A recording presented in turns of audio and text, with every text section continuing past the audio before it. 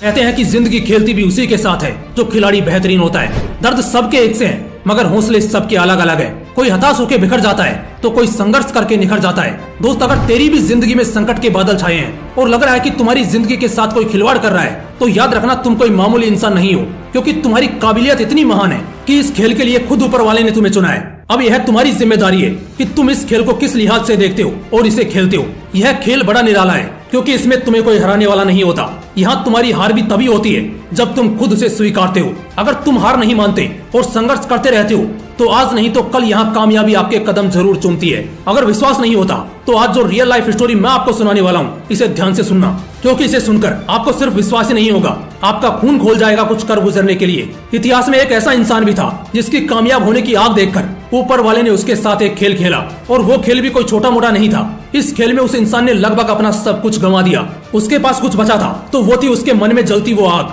जो बस कामयाब होने के लिए धधक रही थी। और अंत में इसी आग ने उसे उस मुकाम पर पहुंचाया जहां लोग सिर्फ कामयाब नहीं होते, बल्कि वो ऐसी कामयाबी को हासिल करते हैं कि उनका नाम इतिहास में दर्ज हो जाता है और कभी मिटाने से भी नहीं मिटता। इतिहास के पन्नों में दर्ज ऐसे ही महान शख्सियत की कहानी मैं आपको सुनाने जा रहा हूँ। बस याद रखना कि इस कहानी को एक कान से सुनकर दूसरे कान से मत निकाल देना। उसे अपने दिल और दिमाग में इस कदर बैठा लेना कि जब तुम्हें ऐसा खेल खेलना पड़े तब तुम इसी कहानी को याद करके अपनी जीत पक्की कर सको। 14 अगस्त 1821, मतलब आज से यही कुछ 200 साल पहले, फ्रांस के एक दूर दराज वाले इलाके में उस महान शख्सियत का जन्म हुआ जिसने मुझे यह सिखाया कि स्ट्रगल का असली मायनों में मतलब क्या होता है। उस इंसान ने स्ट्रगल शब्द का मतलब बचपन से ही जान लिया था, क्योंकि उसकी जिंदगी का स्ट्रगल तो उसके जन्म के बाद से ही शुरू हो गया था। उसके पिता एक छोटे किसान थे। जब वो 10 साल का था तब उसकी माँ ने दुनिया को अलविदा कह दिया। माँ के मरने के बाद उसके पिता ने दूसरी शादी कर ली, और यह शादी उसके लिए एक बहुत ही बड़ी आफत ले आई, क्योंकि उसकी जो सौतेली माँ थी वो उसके साथ वैसा ही व्यवहार करती थी जैसा हमें 90s की फिल्मों में दिखाया जाता था, जहाँ सौतेली माँ बेटे के साथ बड़े जुल्म करती है। खुद ही सोचो यार, जो हम फिल्मों में देखते हैं उस तरह का एक्सपीरियंस उसने अपनी लाइफ में किया था। उसकी सौतेली माँ उसके ऊपर इतना जुल्म करती थी कि उसका किसी भी काम में मन नहीं लगता था। उस समय फ्रांस के साथ पूरे यूरोप में ही इंडस्ट्रियल रिवॉल्यूशन अपने पीक पर था, इसलिए वहाँ के सिटीज में स्किल वर्क सीखने की और करने की कोई कमी नहीं थी। इसलिए उसने सिर्फ 13 साल की उम्र में अपने घर को अलविदा कह दिया और पेरिस की ओर रवाना हो गया। उसके गांव से पेरिस लगभग 500 किलोमीटर की दूरी पर था। उसके पास इतने पैसे भी नहीं थे कि वो किसी गाड़ी से पेरिस पहुंच सकता था, इसलिए उसने यह 500 किलोमीटर का सफर पैदल चल के पार किया। उसे यह डिस्टेंस चल के पार करने में 2 सालों का समय लगा। इन 2 सालों के सफर में उसने अपने पेट को संभाले रखने के लिए कई जगह काम किया। जहाँ सिर ढकने के लिए जगह मिली उसने वहाँ रातें काटी। लेकिन 13 साल की उम्र में शुरू हुआ ये सफर 15 साल का होने के बाद खत्म हुआ। सोच रहे हो उस इंसान का अपने सपने के प्रति डेडिकेशन कितना विशाल रहा होगा। लेकिन उसकी लाइफ की असली जर्नी तो यहाँ से शुरू हुई। जैसे ही ये पेरिस पहुंचा, यहाँ उसके लिए सब नया था। वो जिस इलाके में था और जिस जगह खड़ा था वो बिल्कुल ही अलग थी।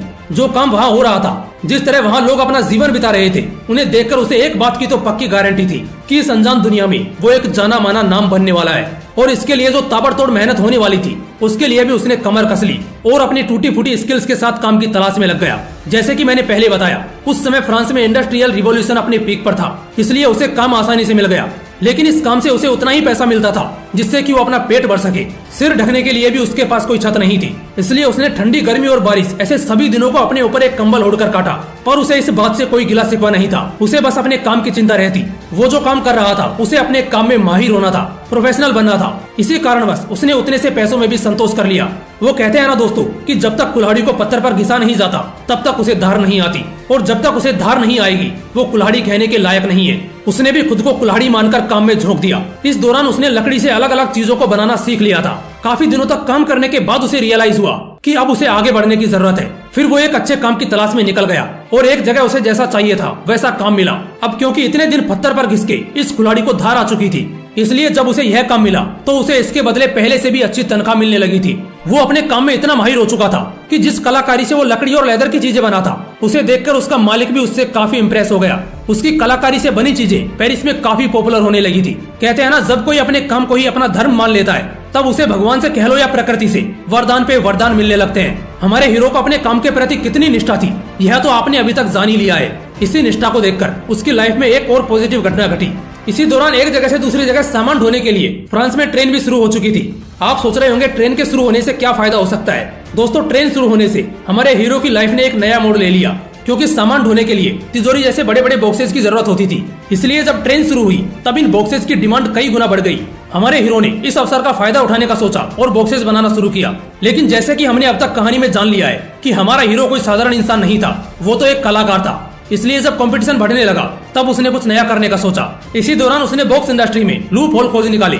उसने पाया कि उस वक्त जो बॉक्सेस बन रहे थे वो ऊपर से राउंड होते थे, जिस वजह से एक के ऊपर एक बॉक्सेस को नहीं रखा जा सकता था। उसने ये भी पाया कि बॉक्सेस लेदर की बनी होती थी, इसलिए वो बारिश में भीगकर जल्दी खराब हो जाती थी। इसलिए उसने बॉक्सेस को फ्लैट बनाना शुरू किया और लेदर की जगह उसने कैनवास का यूज करना शुरू कर दिया, जो वाटर प्रूफ भी होता है और टिकाऊ भी। इन बदलावों के साथ उसने बॉक्सेस बनाई और बेचना शुरू किया और देखते ही देखते बॉक्सेस की इंडस्ट्री में उसने खुद की ही मोनोपोली स्थापित कर ली। उसके सामने कोई भी नहीं टिक पाया। वो इतना ज्यादा पॉपुलर हुआ कि फ्रांस की महारानी ने उसे अपना पर्सनल बॉक्स मेकर बना लिया। इसके बाद और भी कई शाही लोगों ने उससे ही बॉक्स बनवाना शुरू कर दिया। उसके पास अच्छा खासा पैसा जमा हो चुका था, इसलिए उसने अपना खुद का वर्कशॉप खोल लिया। उसकी कारीगरी का जादू पूरे फ्रांस में इस कदर छा गया था कि उसने कलाकारी के क्षेत्र में कई अवार्ड जीते। लेकिन ये जिंदगी का खेल है, इसमें कामयाबी मिलने के बाद भी संघर्ष रुकता नहीं, वो चलता ही रहता है। हमारे हीरो की जिंदगी में फ्रांसी पर्शियन वार ने एक नया संघर्ष शुरू कर दिया। इस युद्ध के दौरान फ्रांस में सब कुछ नष्ट हो चुका था, लेकिन इस संघर्ष के दौरान उसको अकेले संघर्ष नहीं करना था, बल्कि इस बार तो उसका पूरा परिवार उसके साथ था। जब युद्ध थमा और वो शहर वापस आई तब उनकी पूरी वर्कशॉप बर्बाद हो चुकी थी, लेकिन उसने अपनी लाइफ में हारना नहीं सीखा था।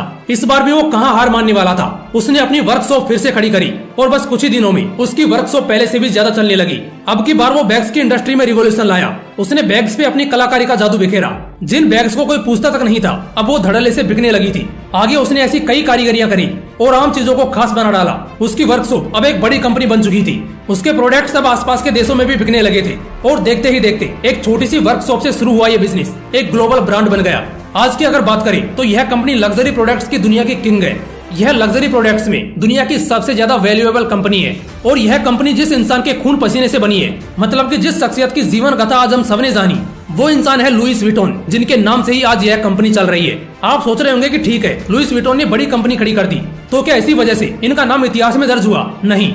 जिंदगी के संघर्षों को कैसे एक अवसर में बदलना पड़ता है, बड़े सपनों को पूरा करने के लिए कैसे छोटी छोटी पगडंडियों से गुजरना पड़ता है, और जिंदगी हमें कितना भी नीचे सरकाने की कोशिश क्यों ना करे, उससे मुकाबला करके हमें जीत हासिल करनी पड़ती है। ये संदेश देने की वजह से लुइस विटॉन का नाम इतिहास के पन्नों में दर्ज है। दोस्तों, मुझे यह तो नहीं पता कि आपके जीवन में क्या चल रहा है, आपके जीवन का सारांश क्या है, लेकिन आप जिंदगी के किसी भी मोड़ पर हो, यह कहानी सबको एक बात जरूर सिखाती है कि संघर्षों का डट के सामना करना चाहिए। दोस्तों, कहानी सुनकर अगर आपके मन में भी कुछ हलचल हुई हो तो इस वीडियो को जितना हो सके शेयर कीजिए